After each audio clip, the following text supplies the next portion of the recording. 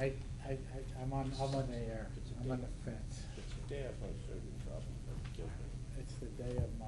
So we do a one-handed shovel. I need a one-handed shovel. Get you a one-handed shovel so you get something to stand and rest against. An ergonomically friendly one. One with a foot. How are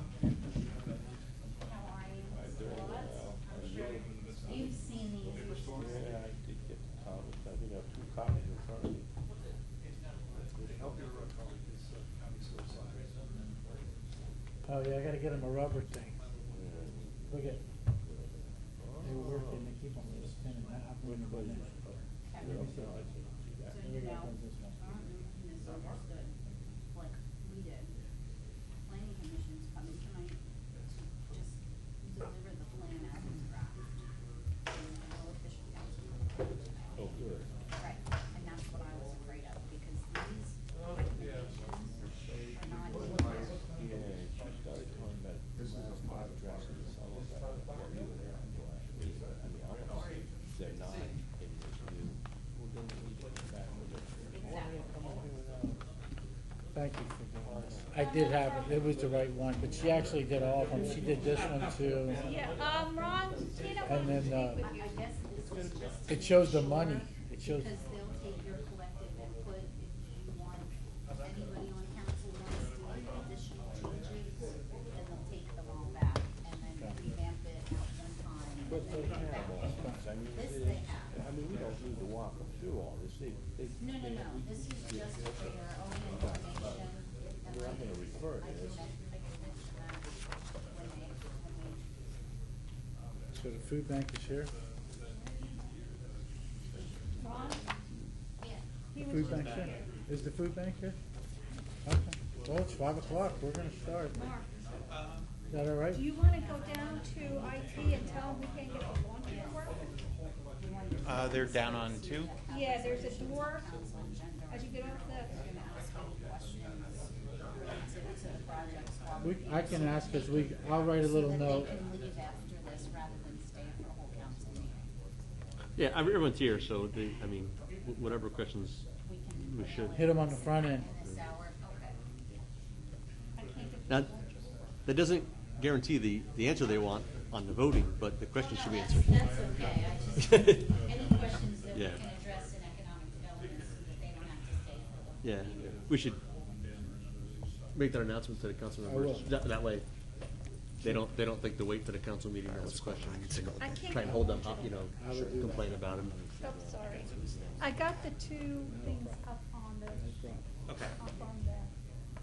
That way, no one's like, oh, they No, didn't it's say. good. You No, know, that's a good point that you brought up. And it's, yeah, until you follow it.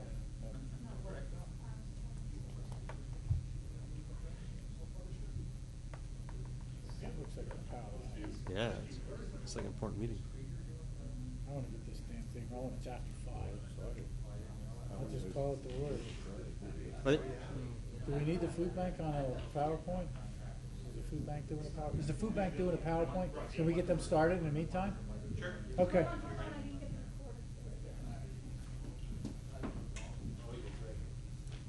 I got 5 after 5.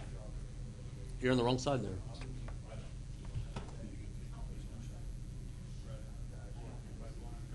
Was there a resolution? Oh, yes, I did. Yes, I did. No, I did. Yep, no, thank you. Yep. Okay. All right. Like to start the Economic Development Committee meeting. Call it to order. If we have anybody from the audience, public comment period. Seeing none, we have a discussion regarding the Community Action Community of Lehigh Valley Second Harvest Food Bank Monroe County Local Share Account application. Are those folks here tonight? Okay. Do you need a PowerPoint to present? No, I'm just going to introduce it real quick. Okay.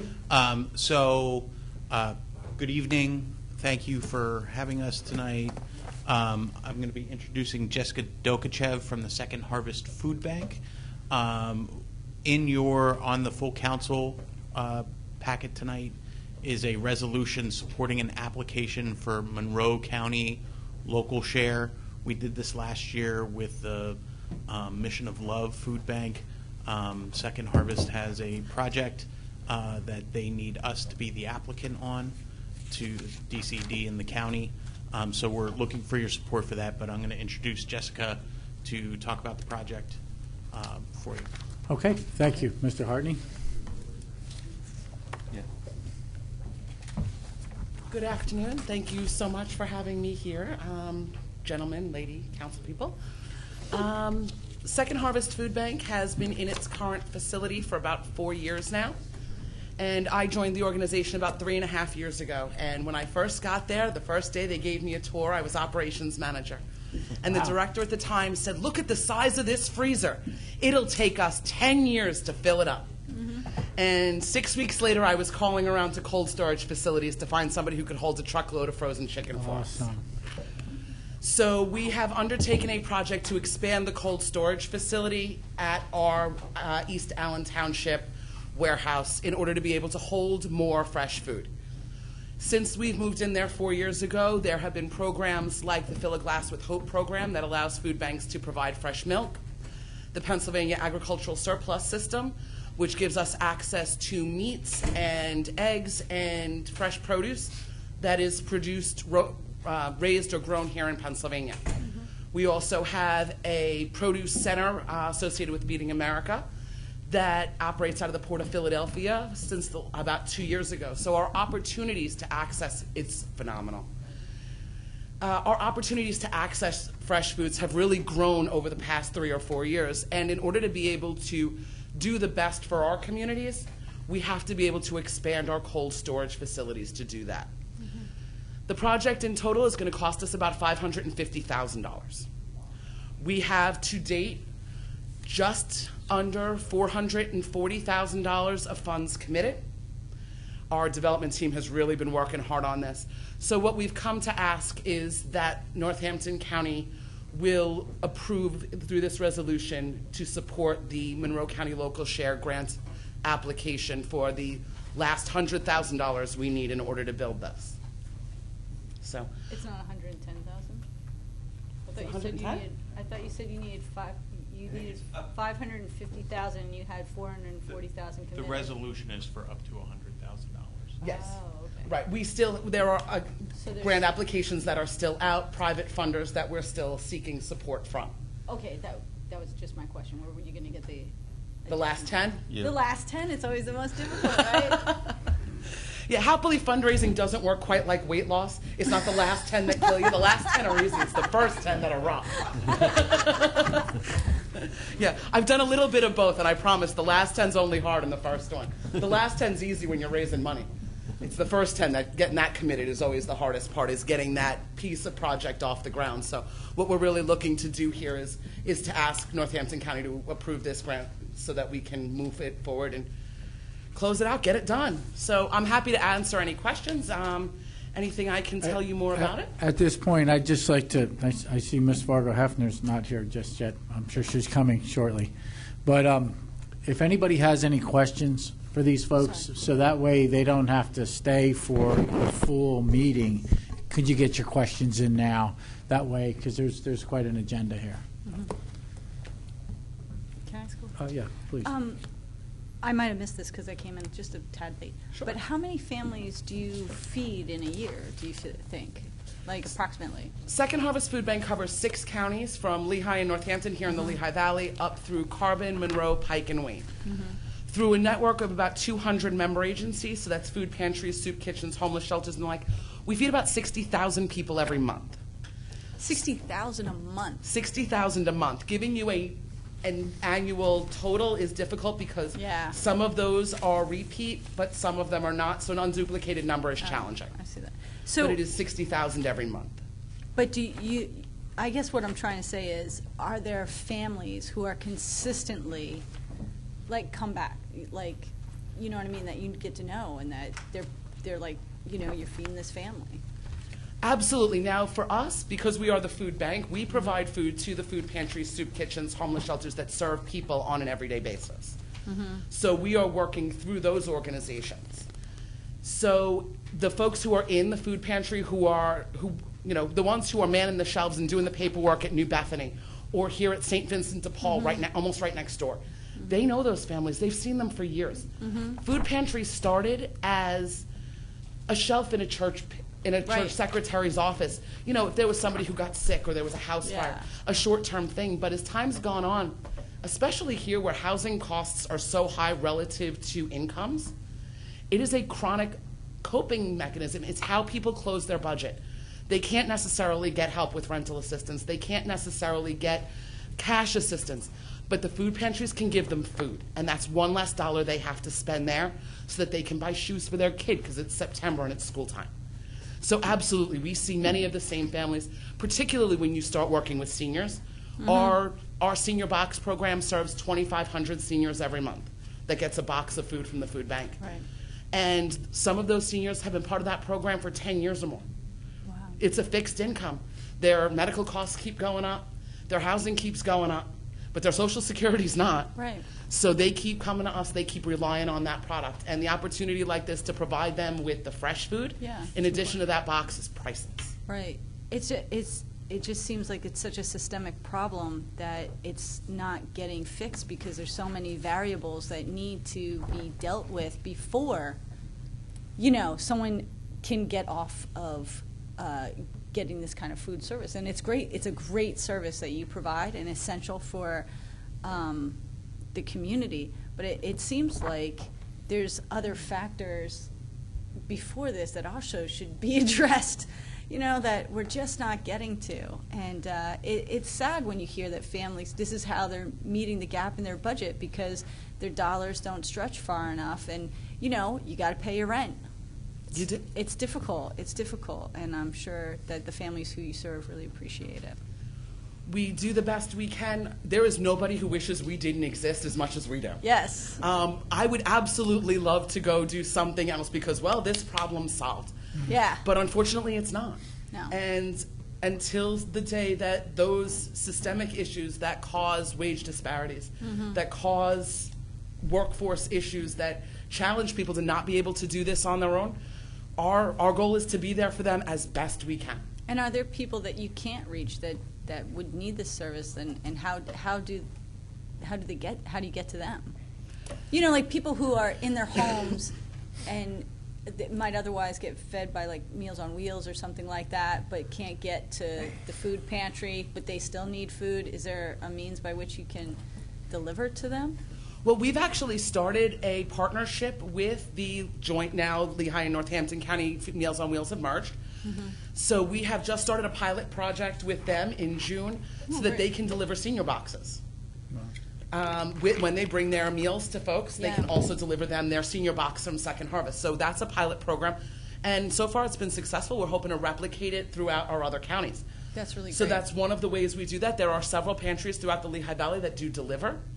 We work with what's called a proxy card system. So if you have a neighbor or a child as a senior or as a person with a disability, who you can sign a proxy card so that they can come up and pick up your food on your behalf. So we do work with those to try and make the necessary supplies as accessible to folks as possible. But there are still people we know that aren't reached. So that's why we go to the more rural areas to try and open new food pantries. We build other partnerships, and that network keeps growing. That's awesome. Thank you. Question: Do you? First of all, thank you for what you do in your group. Do you do any venison? Do you get the donations from venison, or don't you guys handle that? Or who does that? Through the Feeding Pennsylvania Network, which is a state association of all the food banks here in PA, we partner with the organization called Hunters Sharing the Harvest. And it is a really great program where hunters can take their deer to certain processors who will then donate the meat to food banks and food pantries. In our area, there are only a couple of processors who do it, and rather than send the product to us, have us store it, and then have us send it out again, those processors are delivering directly into the local pantries in their community. So that product is happening here, but it doesn't physically run through our location before it gets there. Bypasses just and goes direct. Right. It goes directly to the pantries. That way it gets out into the community more quickly. So you don't need extra cold storage for that too? No, They- not for they the provide that. venison. That's primarily right now fruits and vegetables. We're up to about 30% of what we gave out last year was perishable. So Wow, that's so from- important though, to have It really like nutritious food, because everybody really deserves, proper nutrition. It doesn't matter what economic level you're at. Like, you deserve good food that's whole, it's just important. It really is. It's not about feeding a belly. You're fueling a growing mind and a Mm-hmm. developing body, and if you can't do that if you can't give them what they need to do it. So that's really what we're there for. Councilman Lott. Yeah, first, I know Second Harvest Food Bank quite well, and thank you guys for great work. Is this need for more freezer space due to we have more product, or we have more need for the product, or I assume both? I mean, you started off saying we got so much product, we ran out of freezer space. Yes. Do we have the need for that much product? I know why a bunch of product was dumped on you guys. I understand what happened and made that happen. Right. And that probably, hopefully, will be is not going to be I mean, you never complain about too much product, but I know why the federal government dumped a lot of product on us. So you're referring to the trade mitigation program? Yes. Yes. So, when that stops, are we going to need this freezer space? No, and this is your gig. I get it. And I'm not, but I'm just kind of curious. Or is it, we have both? We have a need for the freezer, and we have a need because we need to store this. I'm going to say you gave me two choices, and I'm going to say that the answer is all three. Perfect. What we do have additional product that's coming to us through the U.S. Department of Agriculture because of the trade mitigation program. But our freezer challenges existed before that program started, because that's only been around for between 12 and 18 months now. And we were struggling with that freezer space beforehand. We have to actively turn food away. We know that in our region, there is approaching 100,000 people who have some level of food insecurity, and we know we're only serving about 60,000 of them. So those two. The other thing we're seeing a change in the type of food that is donated to us, the type of food that our food pantries are looking to distribute. So we may see we're seeing more fresh food as a percentage of what's donated and what's available than we were 5 years or 10 years ago. So what could, we may have, maybe 80% of the food that was coming our way, we could put on dry racking. But now more and more of that food that's coming to us is either cold or frozen. So those are the differences we're seeing. We're seeing a change in the mix, an increase in the supply, and an increase in the demand. And that's all good stuff. And you're coming here to ask us to sign on with you to ask the state to give you a $100,000 grant. That's exactly what I'm doing. Thank you. That's a no-brainer to me. Just to remind everybody again, if you have any questions, this way some of these folks don't have to stay around for full council. Now would be a good time to ask. No other questions? Thank you for your presentation. Thank you so much for your time. Mr. Hartney. So we'd be looking for a resolution or support of the resolution from this committee in front of council. Right. Yep, it's a number 4 on tonight's survey, Okay. tonight's agenda. Next is a brief, on your agenda tonight you have a health, safety, and welfare resolution for a Northampton County General Purpose Authority bank qualified bond financing for the Slate Belt Y. This is a pretty standard thing whenever there is a bond financing through the General Purpose Authority. The Northampton County Council provides a health, safety, and welfare resolution in support of the bond financing. And so I have David Fagerstrom, who is the CEO of the Greater Valley YMCA, which is the parent organization of the Slate Belt Y, here to talk about the project a little bit. And again, we'd be looking for a favorable recommendation from this committee for the health, safety, and welfare resolution. Okay, thank you. Evening, everyone. Thank you. Here to speak on behalf to get your approval for the project the Y's been working on. A little history of the project. There's 6 Y's in the valley. They're all under one umbrella as of a number of years ago. But before I've been at the Y 3 years. Before that, there was an effort, as I'm told, from some of the people that live up in the Slate Belt for over 70 years to get a community center up in the Slate Belt. And because of demographics and everything else, just different groups could never pull it off. So A number of years before I got here, the Scott family donated some property up there to the YMCA, and that with a $1 million grant from the state, along with a matching grant from the Green Knights Foundation, which is the foundation arm of Waste Management, along with several other community entities, allowed the Y to put in kind of a base YMCA presence there by renovating a building that was on that existing property. So we had some environmental cleanup there because it used to be used by the train station, yada, yada, yada. But the Y up there is really not a full YMCA. So what it doesn't have is what we're looking to add now, which is a full-size gymnasium, a high school regulation gymnasium, a 6-lane pool with a 0 depth entry, and a preschool. So those three things combined with State Representative Marsha Hahn's help, she, Senator Brown, and some others got the Y casino grant funding from the casinos this last round. So we had $5 million of a $6 million project. The volunteers have raised locally, again, went back to the same original donors for the most part, but got another almost $1 million raised. However, through the bank, to get that money, the state or Commonwealth gives us that money, $250,000 a year for 20 years, which doesn't make doing a project easy. So we went out for bids. Merchants Bank, which is a local bank, it's in their backyard. They gave us a great deal, but they want, tax-free, interest-free, or not interest-free, but tax-free financing. We'd have to get a bond, and so that's the process we're in right now. But I'd answer any questions about the project itself and the impact it would have on the community up there. It's been wanted for a long time, and honestly, the Y is just thrilled to be able to bring this to the community. So I'm from Penargil and member of the Y up there actually, and with 3 kids, I'd definitely add in the basketball court and the gymnasium, and that would be something that they've looked forward there. And I know the Scottsville, actually, I worked, when that was their property at the clothing mill, that was my first job out of high school. I worked in there, so it was nice to see them donate it and turn it into something very good for the community. So the project, and my predecessor Frank Fry is the one who gets credit for that project. That he's down living the dream in Florida now. He's a retired CEO. But, living the dream. That's the way Y's happen in communities. The Y doesn't decide to go in and say, oh, this community needs a Y. It's the community that approaches the Y and says, can we do this together? And then the Y takes the best practices we know from national models that we have and say, well, this is what we think we can do.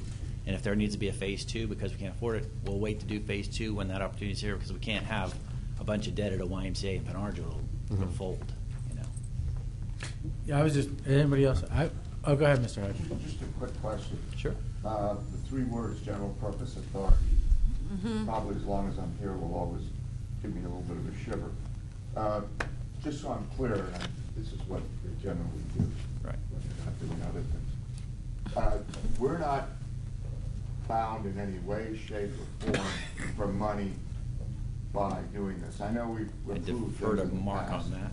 Yes, that's correct. This is called conduit debt financing, and so all liability to the general purpose authority and the county, it's expressly written. I think it's even in the resolution that you had to vote that there's no liability to the county. Good. I just don't want any fine print anymore. Okay, thank you. I think your project's great, so I certainly got no problem supporting it. Thank you. I congratulate. Oh, go ahead. I congratulate you too, and everything that you're doing there. Thanks. The only problem is all the people that came to Nazareth from the Slate Belt now have a beautiful facility of their own and growing. So congratulations. It's all one YMCA at this point. It so sure if you went is. back 10 years, if this was the case and there were independent Ys, it'd all been like. Yes, Frank Fry. And bringing them all together, it's all one. It's all one Y. It doesn't matter. Yeah. So whatever's best for the community. Yeah, it's great because then we can go to all the different ones too. You got a membership of the Y. You got a membership to any Y now. And all of them. Thank you. You're welcome. What's the capacity of the preschool? Is it pre? We're looking at putting in 4 classrooms. 4 classrooms. So hold how many students? Well, let's see. I know you said about maybe 10, 20. It should be 50 children. 50 children. So that's a pretty good number doing the Yeah, I mean, you can find bigger population. preschools, you can find smaller ones, but it's a nice manageable number. Anything under 70 from a Y perspective is a nice manageable number. And it'll have a kitchen as part of that. So to put in a commercial kitchen, the Y has all over the valley, including up in Penargil, we've expanded our summer food program as part of the food council. So 2 years ago, we started to get involved in that. We had 5 sites in the valley. We serve 3,700 meals to kids that are on free and reduced. And so where do they eat in the summer? So part of that whole coalition. And this last summer, we had 11 or 12 sites and served almost 13,000 meals. The challenge we have up in Penargil is that there is a lack of kitchens up there that can be certified to actually make the food.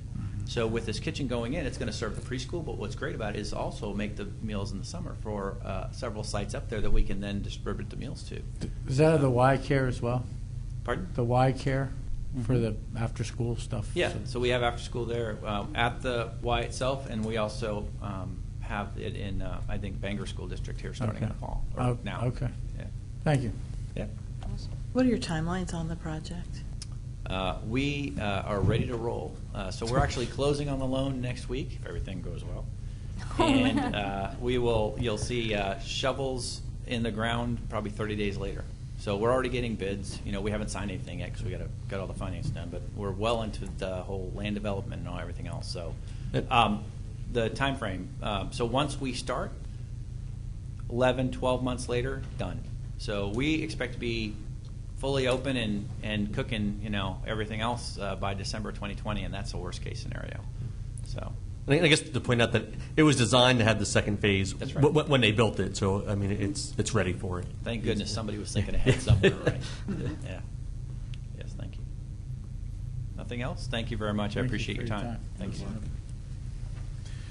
Can we get a motion for the first one, the food bank, to pull it to full council? And thank you. And also for the Y, the last presentation, to move the full council. Thank you. Okay, next up, let's see, we're a little out of order. Discussion. We have, how about the Delaware, Yep. what's up We're- next? We're good. So next, I'm going to introduce Dave Hopkins, who is the Public Works Director for the City of Easton. He's going to talk to you about the, again, approval of the resolution for a city revitalization block grant for the Bushkill Pedestrian Bridge.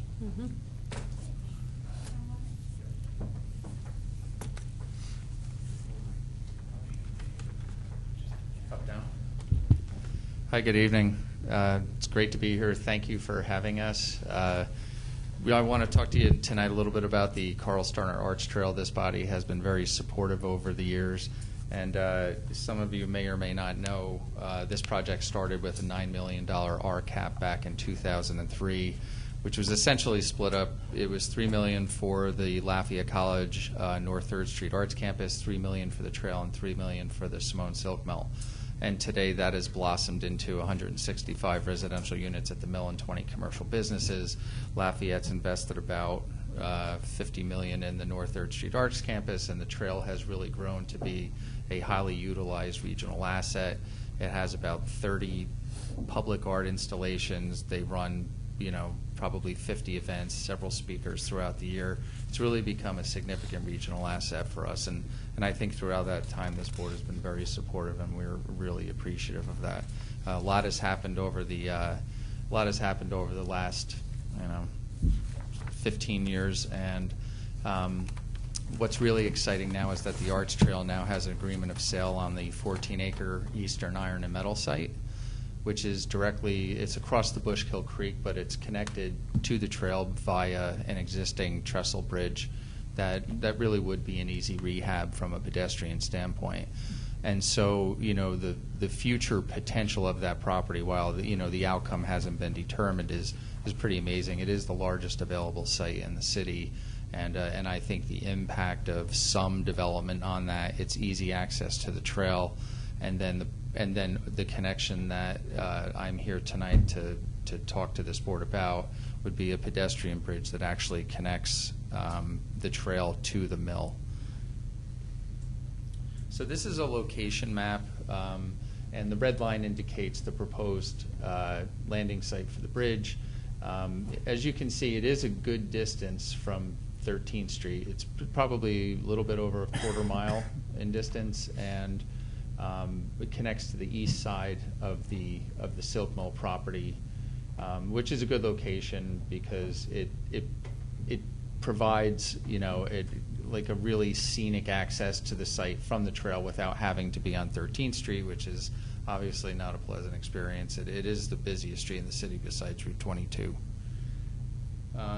This is the exact type of bridge that we're proposing. It'll be a 120-foot span, sort of a park-like truss bridge.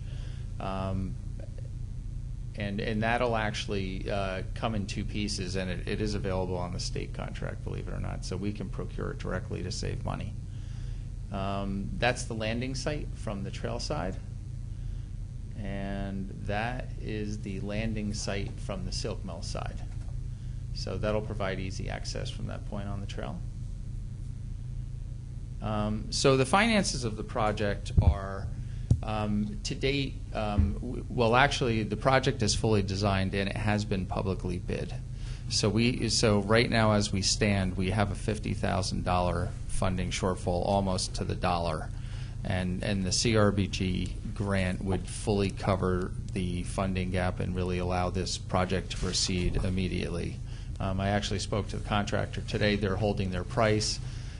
So the total design, including all geotech, engineering, and architecture, was $71,000, and the construction is $304,000 from the public bid that we opened, and the total cost of the project is $375,000.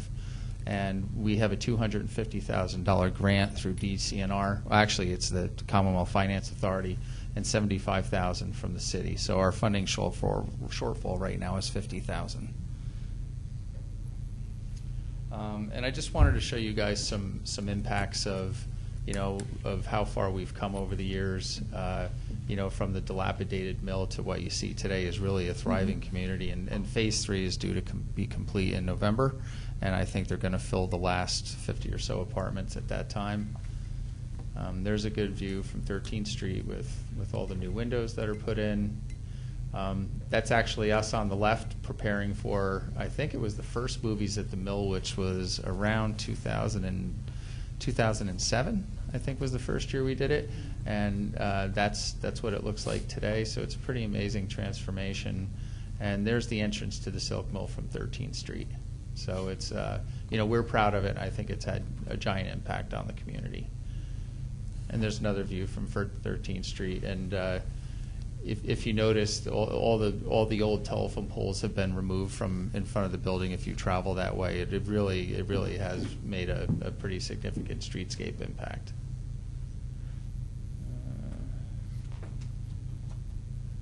And I think the down arrow is malfunctioning, Mark, but that's okay. I mean, that was just really to kind of show the impacts that have, I think the trail collectively with the college and the city's investment and the county's investment has made in that area. Does anyone have any questions? I know the apartments are going fast, but how many businesses do you have there now? I know you have Trinity Fitness. There's 20 total 20 commercial total. businesses, yeah.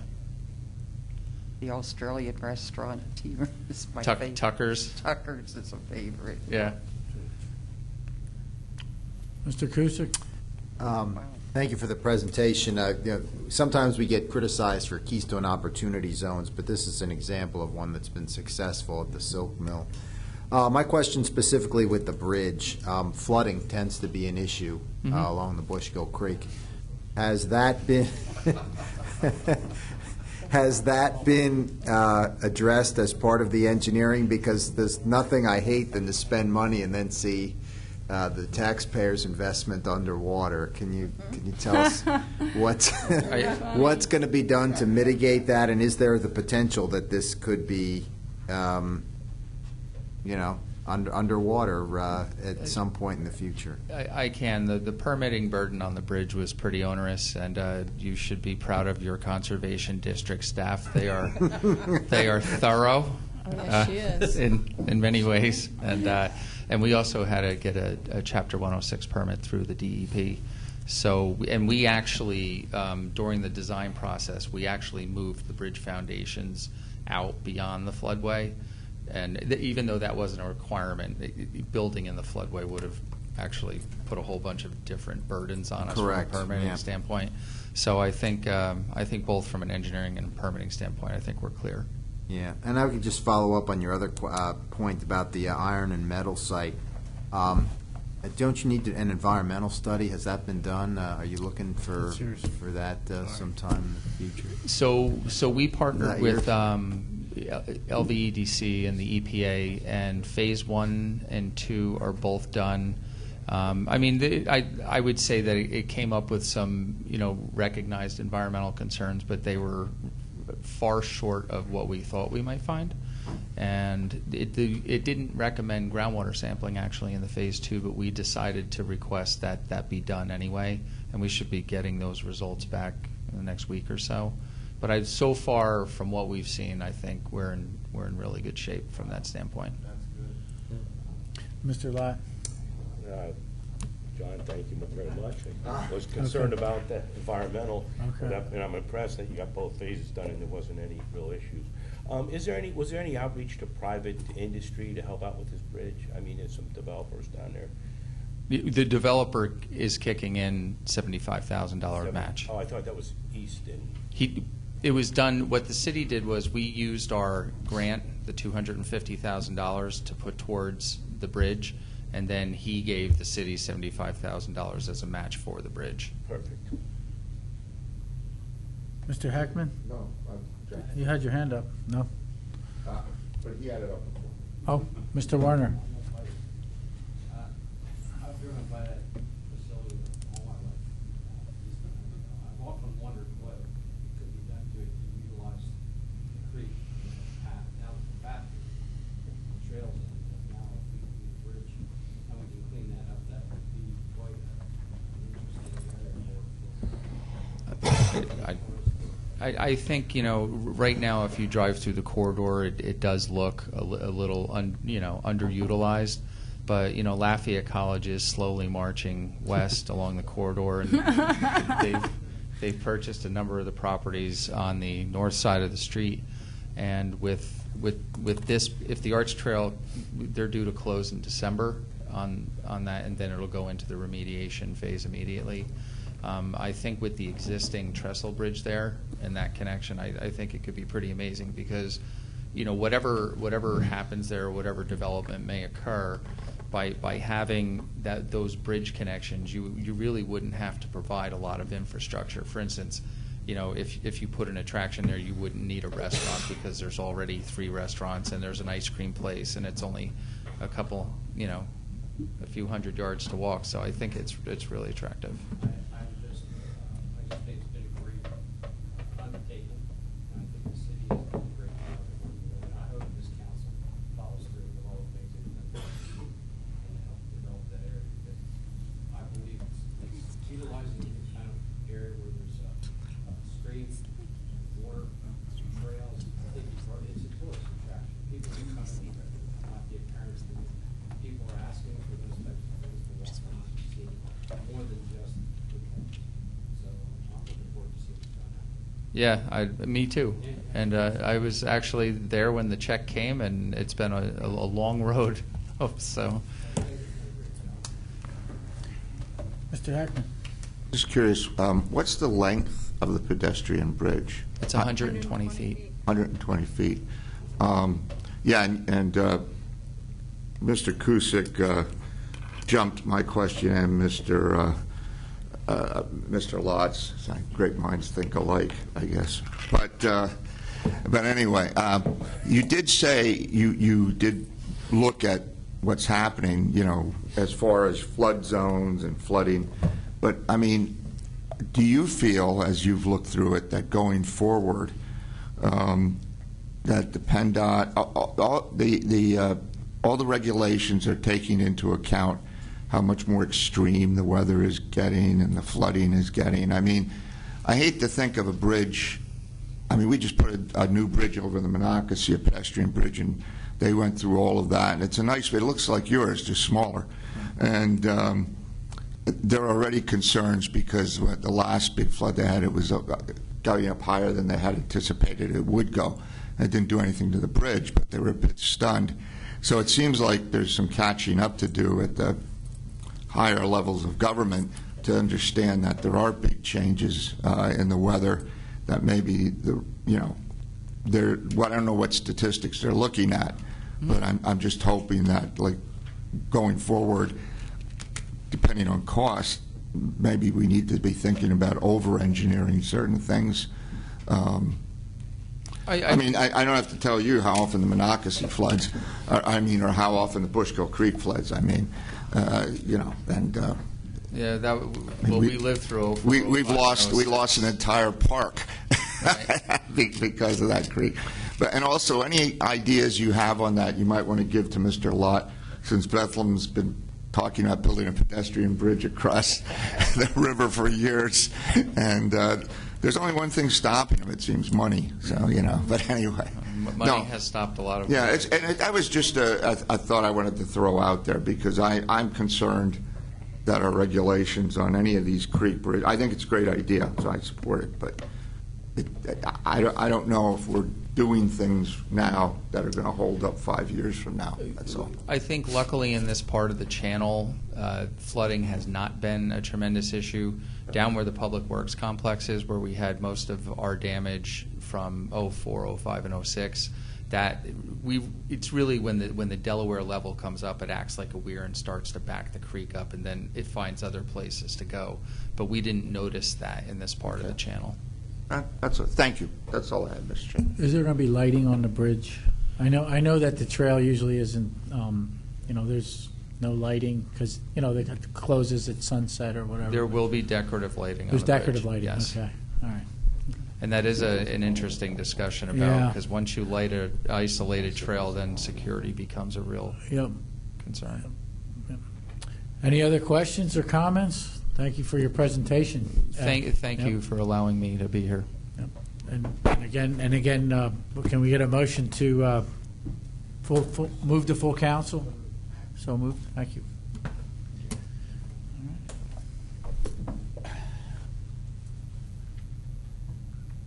Mr. Hardney. All right. Next, we have a reprogramming request of a 2018 hotel tax grant that was awarded to the City of Bethlehem for wayfinding signage. They would like to reprogram the $50,000 to gateway sculptures in the city. That is essentially a later phase of their wayfinding signage project. They've ran into some issues with PennDOT for the wayfinding signs, and so they would like to reprogram that. So it's $50,000 that would be moved towards gateway entrance. Mr. Chairman, I'm just curious if I may. Sure. But, I mean, for me, could you get a little more specific? I mean, they want to go to from signage to a sculpture? Yes. Is it a signage sculpture? I don't know. I'm just. So, he's like the variety show host. He comes up, you line it up, and then you introduce the guest. I'm sorry. Answer all right. Any I'm sorry. I thought you were carrying this one yourself. No. Darlene's here. Okay. He's just the show. Yeah. Thank you for having us. Can you just introduce yourself? I'm Darlene Heller. I'm the Planning and Zoning Director for the City of Bethlehem. So we have a signage program. It's actually multi-phased, and Northampton County has actually been very supportive of our program so far. We very much appreciate that. We started this as a follow-up to the program, the wayfinding program that Discover Lehigh Valley did several years ago. They used Bethlehem as a sample. We moved ahead in 2015 with some design, and Northampton County did participate in that. We had a lot of different partners to put that together, and there are multiple phases for that. So the bulk of it really is directional signage for vehicles and for pedestrians. It includes mapping. We have some biographies that we want to include as another phase, 3 centuries of innovation, and so we want to highlight some biographies, and there's a phase where we would put some of this identification on the web and access it through different websites. And one of the phases is gateway projects at the incoming corridors, mostly into the downtown areas, 378 and 412. We do want to have some gateway monuments. They wouldn't necessarily be signage per se, but gateway monuments. So they are maybe a little bit between identification and public art. But it is part of the program to call your attention to the fact that you are coming into the core of the city. The area that we want to show off is really the Arts District or the Historic District on the south, or on the north side rather. It's true. We did one phase of the directional signs on local streets. We were supported through the county for some other identification signs through both SIP and hotel tax.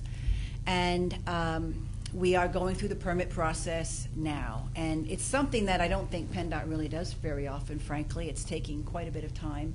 But it is pretty complicated. There's over 200 signs in the program. And so we're working with them to work through that process. So does it look like you're going to eventually get your Yes. your goal Yes. completed with We have PennDOT down the road? There are some requirements like tweaking the design a bit. We have to notify, it's kind of complicated actually. Anyone that already has a sign within the city that has been permitted by PennDOT, we need to give them some notification that we're doing this. We need to take over that program. So it's a little bit more than installing the signs. But we can do this. Other And I communities have understand. done it. You're looking for flexibility then, so Well, the thing because of is- the grant process. Right, when you issue grants, I'm sure that you want the grant funds expended pretty efficiently, and we know there's a holdup here. So what we're saying is, in the meantime, rather than sitting on the grant and asking for continuances or extensions of the grant, could we reprogram it to this other phase? We did apply for hotel funds for the gateway structure phase. We would do one monument at 412 and one at 378. We're going to work with Arts Quest. We prepared an RFP to go out for someone to help us design those. Okay. We believe that once we're under contract for that, we would be able to move through and complete that in about a 12-month cycle. Okay. Mr. Heck? I follow up, and it's unfortunately for Bethlehem, you're the only city in the state in 2 counties, but I have to ask you this question. Is any of this $50,000 signage sculpture money going in Lehigh County? It's really not. All of South Bethlehem is in Northampton County, and all of the historic district core on the north side is in Northampton County. Okay. In later phases, we do want to move into West Bethlehem and move into the gateways on the northern side of the city, but really the big push right now is the 2 downtowns. That's where really tourists come. That's where we need some direction to parking garages and surface parking, to the attractions that people come in to see. We have 8 million people coming in every year for the casino and 1 million people every year for Music Fest. The attractions are really growing in the city, and we feel it would be very helpful to us. But there's nothing in Lehigh County at this point. Thank you. That's all. Ms. Fargo Hefner? So where exactly on 378? Well, there's it would be approximately at 378 and Broadhead, where the ramp comes down and off of Main Street. At the foot of that. Yeah. On which side of the bridge, south side or north side? On the south side. Oh, yes. okay. Like And where actually, the the one on the bridge turns north down into. Yeah, well, we can't do Third all Street? of them at one time, but Right. the one on the north side would be when you come off the Main Street extension off of 378 onto Main Street, it would Right. be along that That Main Street bridge. extension, off the Hill to Hill Bridge. Right. I understand how important it is to be flexible with grants when we're here to accept money.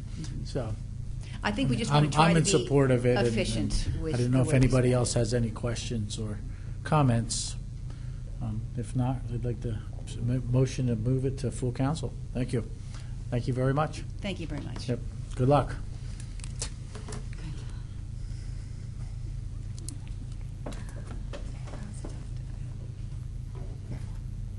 Good for you. Certainly not Good for you. least. Not least.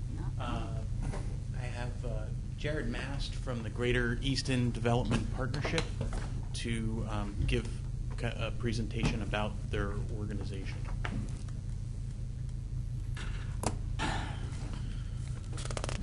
That's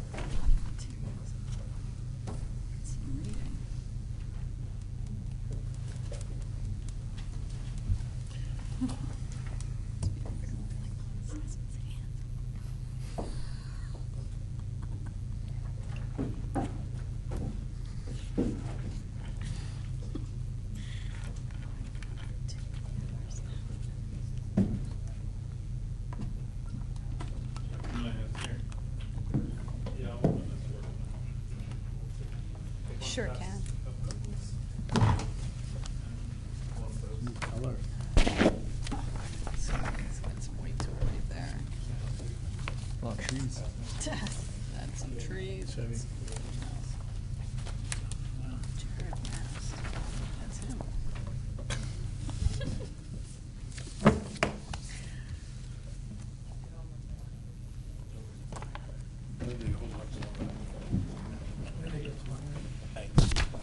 Honestly, people. Geez, everybody has this great marketing now for their stuff. Look at all these people.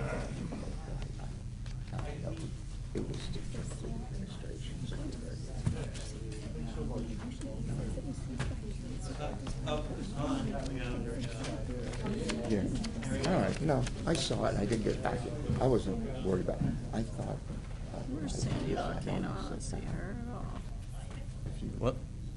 Sandy Volcano, she's not in the picture. Teresa Hogan. No, I hear you. I hear you. No, I get it. I get it. Believe me, I get it. We'll get there for the picture. That's okay. What? Okay. You have Those it. are extras. Thank you.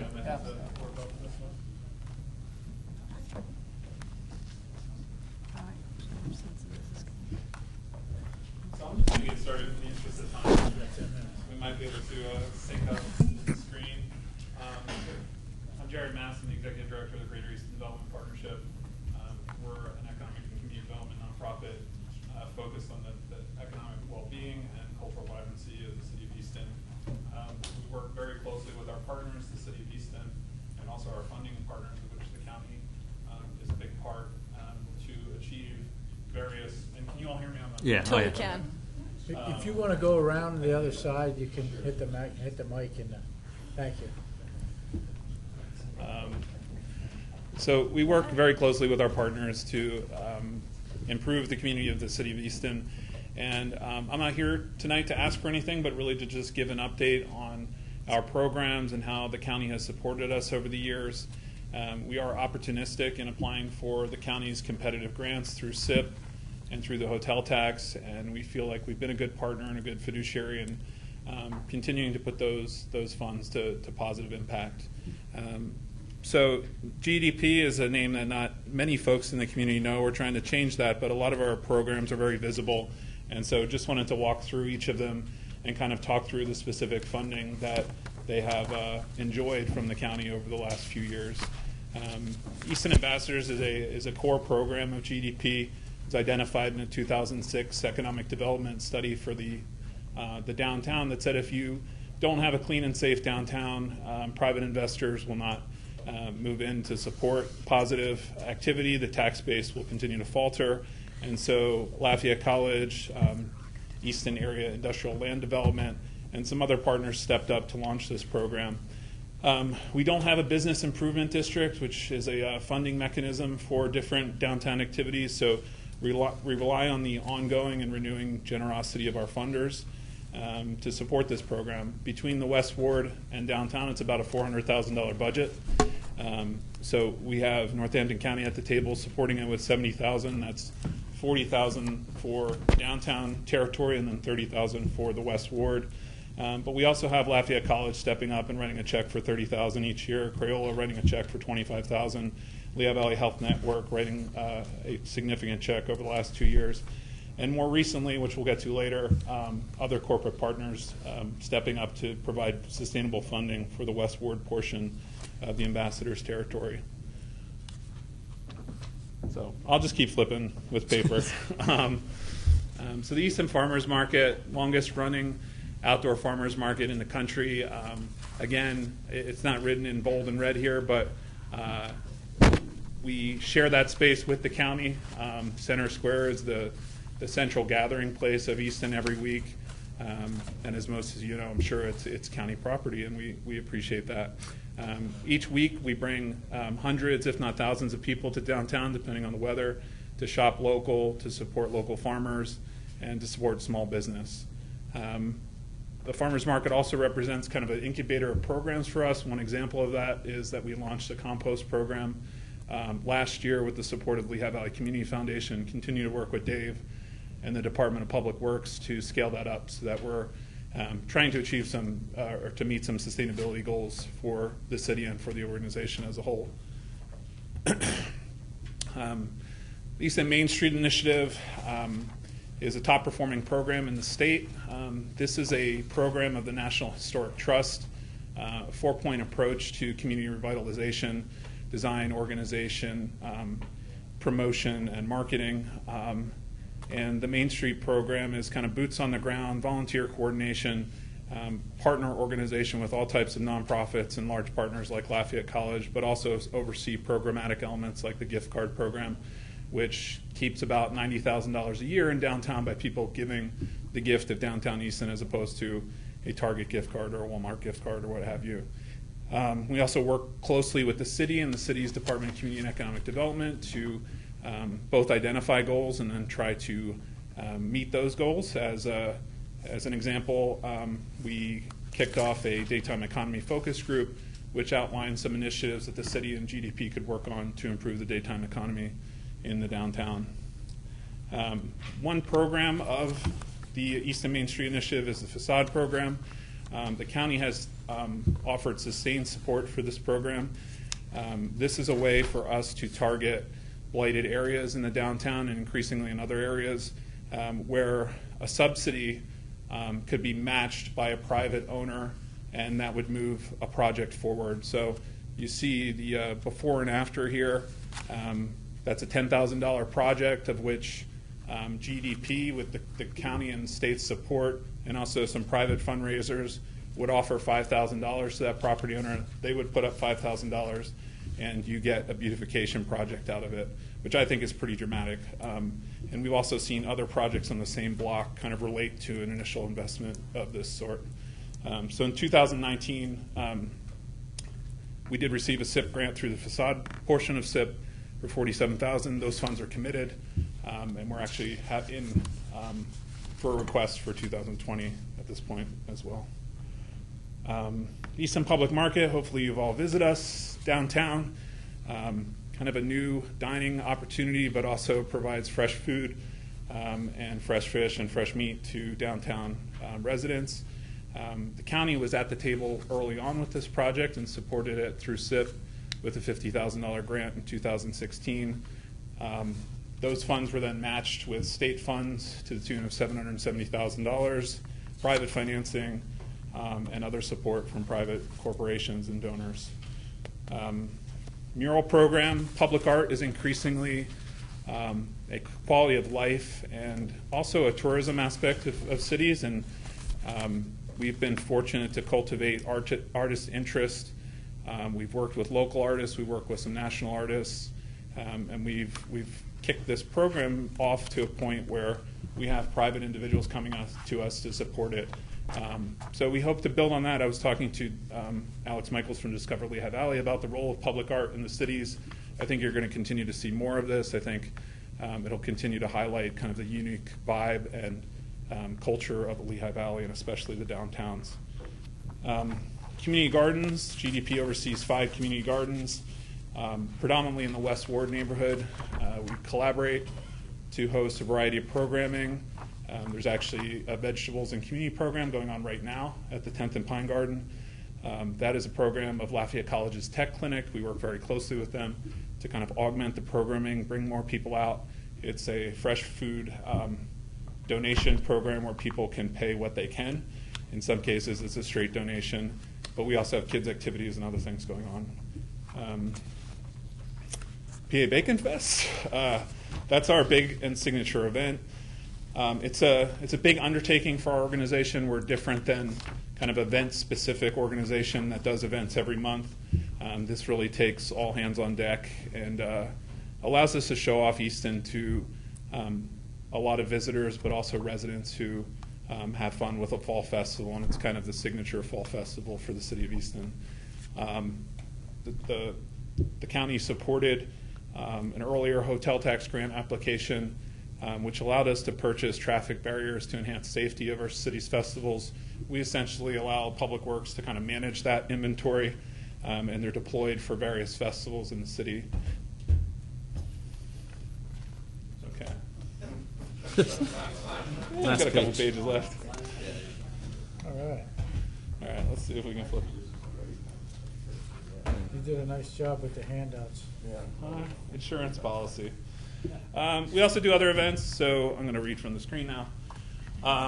Easton Out Loud, a monthly series to support small business. We heard that the big events are good, but they're not regular enough, and they tend to be more kind of street food and outdoor events, whereas the retailers were hoping for something that brought people into the stores. So that was a direct response to the Easton Business Association's request that we do more on that front.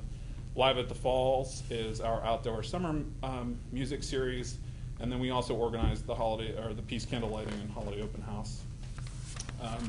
This is a big one. I live in the West Ward, kind of a neighbor to the county, and the county supported. This is cut off actually. The county supported the creation of a neighborhood plan, which, if anyone's curious, I have a couple copies here. With a $40,000 grant in 2017. I called DCD and said, hey, we're considering a grant application for SIP. And I think DCD was right to say, well, what's your plan? You know, what are you trying to do? Where are you trying to do it? What are your focus areas? And so it made us kind of scratch our head and say, you know, maybe we should back up and work on a planning document that kind of sets the course for the neighborhood for the next 5 to 10 years. So we did that. The county supported it. The state matched it. This plan has then kind of been put to work. I think that's the important thing about funding planning studies is you want a partner that's going to use it as a tool, both to implement but also to raise money. So the first success in that regard was a state neighborhood partnership grant, which was a $1.2 million grant that I think can be attributed directly to the plan. We're also in, and that's a 6-year grant, so it's a multi-year program to revitalize the neighborhood over time. We also have some other applications in that would be additional multi-year grants at a similar level of funding. So kind of economic gardening in a sense. You could spend $50,000 to $75,000 on a plan, and it really can pay dividends with your funders. So I think that's it. So I'm kind of back between both of these things, but I'm happy to answer any questions. Again, I just want to give an update and also thank the county for its continued and sustained support of GDP and the city of Easton. We couldn't do what we do without our funding partners. We do see it as both a neighbor and a destination within the city of Easton.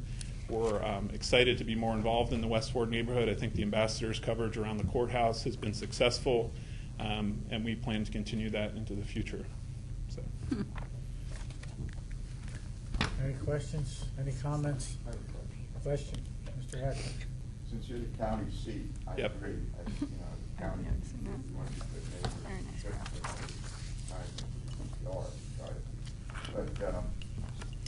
But I would ask you two things. One is, I remember they used to do car shows in the circle.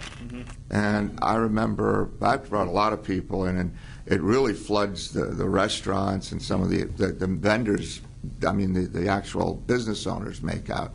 Right. And since Easton was an old, well-known cruising site back in the days when we cruised, Mrs. Ferraro knows she was cruising all the time. But anyway, you cruise down Northampton, go around the circle, and go up. And so, I mean, I'm just saying, I know I taught people, I was there a couple times, I really love that. So I don't know if you still do that anymore or not. The mayor has his own, what's called the Moose, the mayor's Dave's still here, Office of Special Events. So the mayor actually does support Cruise Night once a month. We complement that with different programming.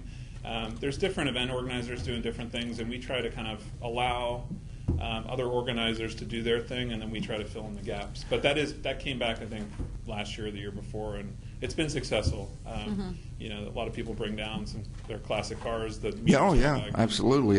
The other thing was a few constituents came to me, and I was going to pass them off to Mr. Warner, but I figured you're here, I'll ask you. Okay. Because of Bacon Fest, I guess they want to know: are you ever planning to do a Veggie Fest? So Yeah. there is a Veg Fest coming There up is. that's organized Oh. by the Chamber All right. of Commerce. I was going to say, it's cool. I'm sure they'll be happy. Thank you. And just for the history of Baking Fest, it grew out of the farmers market. I mentioned that it's kind of an incubator.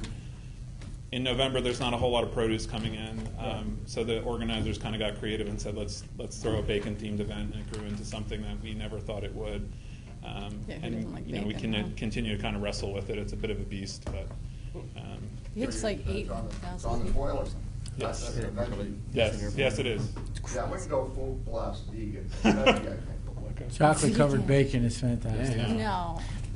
Well, with that, then, No, any guys, questions? I have one thing. Jared and his team have done a great job, really. course, Not yeah. just because I live here, but because I've watched how long have you been doing this now? I've been with the organization 7 years now. And there's been a lot of transformation, as you all know, in the city. So, and I want you to be alerted to that. There's another fest that is not quite noted yet, but it's the second year. It's called Porch Fest. It's coming up September Porch 20. Fest. Porch Fest, September 29th. There are 29 or 30 porches. By the way, it's free. That's the first thing I should tell you about. It's free. There'll be 47.